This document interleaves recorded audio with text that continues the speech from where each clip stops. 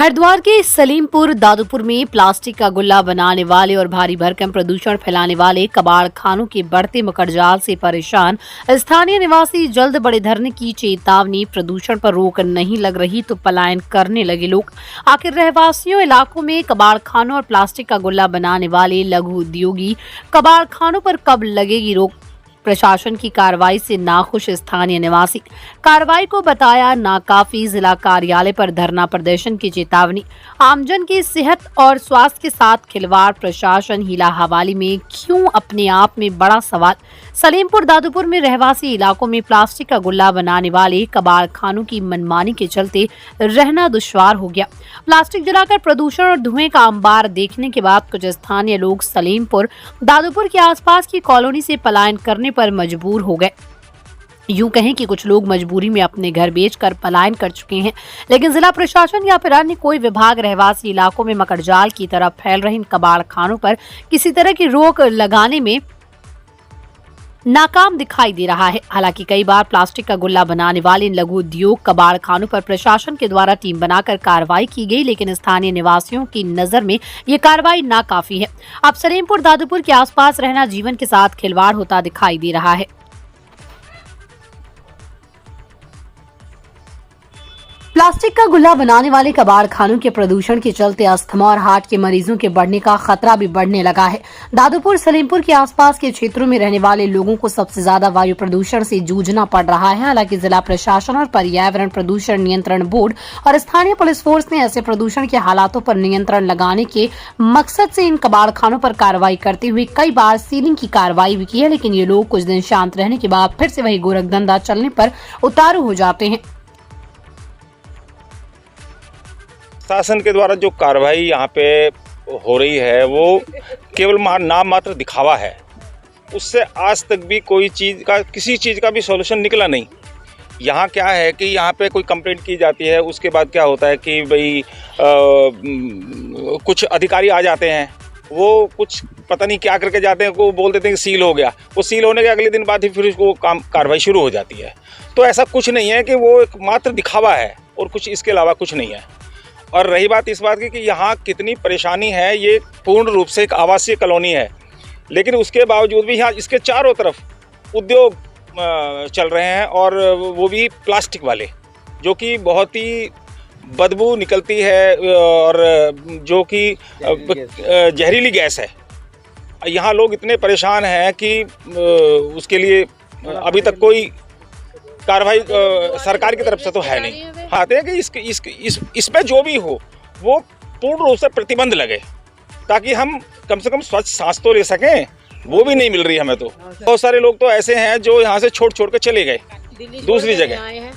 अब शिकायत हमने प्रधानमंत्री तक भी अपना एक लेटर पहुंचाया था, यहाँ पे डीएम तक भी पहुंचाया है और पॉल्यूशन विभाग में भी कितनी बार गया है। लोग आए भी हैं पॉल्यूशन से भी, लेकिन वो क्या करते हैं, अब पीछे से कुछ लेके चले जाते हैं, देख के चले जाते हैं, वो तो वो जाने, लेकिन यहाँ होता कुछ नहीं।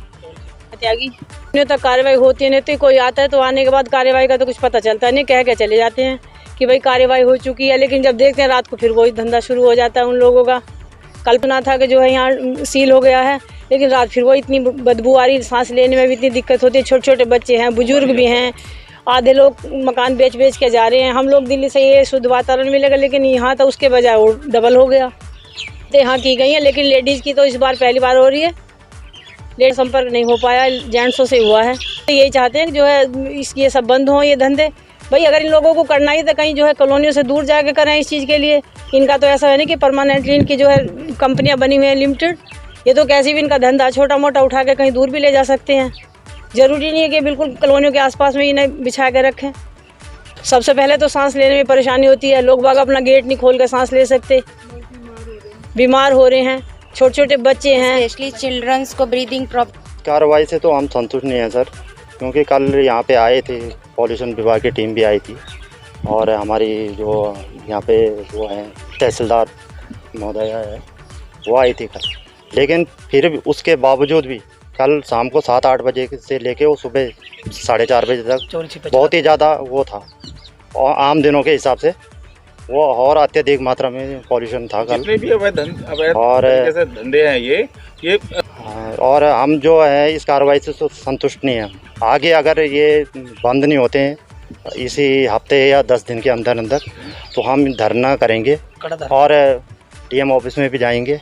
हमने मुख्यमंत्री तक भी शिकायत कर रखी है और इसके बाद तो हम धरना ही है, हमारा लास्ट चारा यही है। और यह तो अगर सरकार हमें ये मतलब ये कार्रवाई नहीं हो पाती है तो हमें यहाँ से विस्थापित कर दें या कहीं दूसरी जगह हमें शिफ्ट कर दें, या तो लोग भाई अपने घरों के अंदर ही रहेंगे 24 घंटे बैठे हुए। ऐसा तो हो नहीं पाएगा। तो आप देख लो। आप तो बहुत सारी दिक्कतें हैं, बच्चे सांस नहीं ले पाते हैं, शाम के टाइम में बच्चे बाहर भी नहीं आ पाते हैं और बच्चे कहते हैं कि मम्मी हम बाहर जाए, हम बाहर भेज नहीं सकते उनको कि इतना पोल्यूशन है यहाँ पे, सांस नहीं ले पा रहे अच्छे से, हम ही लोग नहीं ले पा रहे अच्छे से सांस, और मॉर्निंग वॉक इवनिंग वॉक कर नहीं सकते हम लोग ऐसे भी, मतलब बहुत सारी दिक्कतें हैं, सांस लेने में भी दिक्कत जी। मतलब बहुत सारे लोग मकान बेच के चले भी गए हैं, अब जिसकी है वो जा रहा है और जो नहीं जा सकता वो यहीं है। अब बस दिक्कत बहुत है इस चीज़ों से, बच्चे बहुत बीमार हो रहे हैं। मेरा नाम अनुराधा सिंह है। प्रॉब्लम तो बच्चे जब खेलते हैं उनको ब्रीदिंग प्रॉब्लम है, बच्चों को हम ज़्यादा टाइम बाहर रख नहीं सकते एनवायरनमेंट में। बुजुर्ग हैं उनको ब्रीदिंग प्रॉब्लम है, ये कैंसर कॉजेज़ ये होता है प्लास्टिक, तो इसके लिए हमें काफ़ी प्रॉब्लम फेस करना पड़ रहा है और काफ़ी लोग कॉलोनी इसी वजह से छोड़ के भी जा रहे हैं। तो ये सारी प्रॉब्लम हमको फेस करनी पड़ रही है। ये नॉलेज में नहीं है क्या